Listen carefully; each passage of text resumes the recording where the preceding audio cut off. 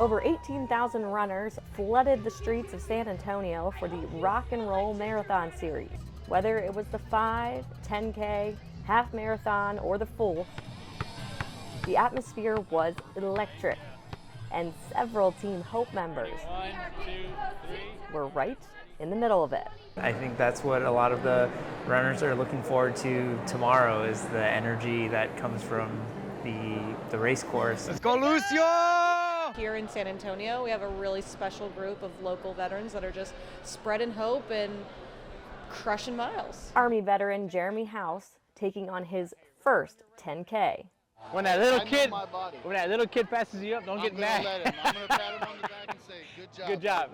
I got 40 years on you, but good job, buddy. So cool, like running through the streets of downtown San Antonio. You know, they've got live bands playing, some high school mariachi bands and some rock and roll bands. And I mean, I think the streets were lined pretty much solid with supporters and everything, and it was really cool. Come on, Jeremy, get up there, brother. Get up there, brother.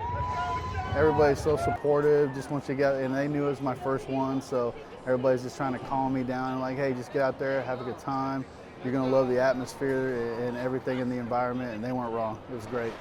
The next day, the roles reversed, and Jeremy cheered the half and full marathoners on as they lined up at the start. Ray, how you feeling, brother? Being part of something like this, it brings you all back together again. You say, you know, we're in this together, we're military, we're veterans, and we're gonna do this together and support each other. Let's go, Delia! With people running, somebody's got to cheer. Somebody's got to bring the energy, and mile 11, mile 12, whenever, maybe mile 11 more than 12. You know, when you're thinking, oh, it's 2 more miles. Yeah, Heather! It's amazing.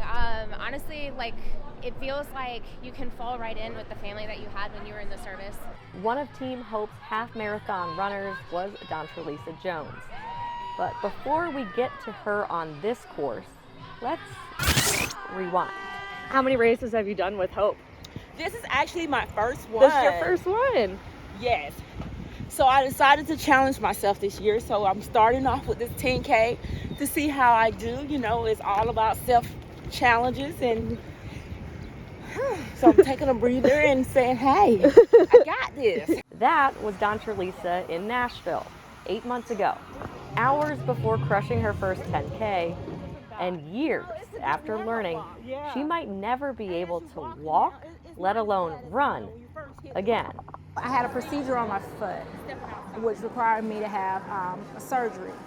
And doing the surgery, it went completely wrong and required me to have another surgery.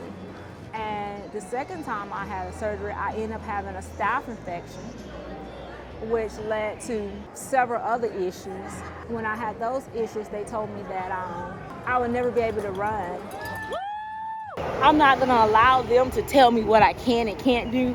I just have to, you know, depend on my faith, and that, you know what, you know, if he brings me to it, he will see me through it. How's it feel? It feels good. I'm not overly exhausted or anything like that. So hey, it was okay. After crushing the 10K, she circled San Antonio on the calendar. Let's go, Team Hope! Let's go, Team Hope!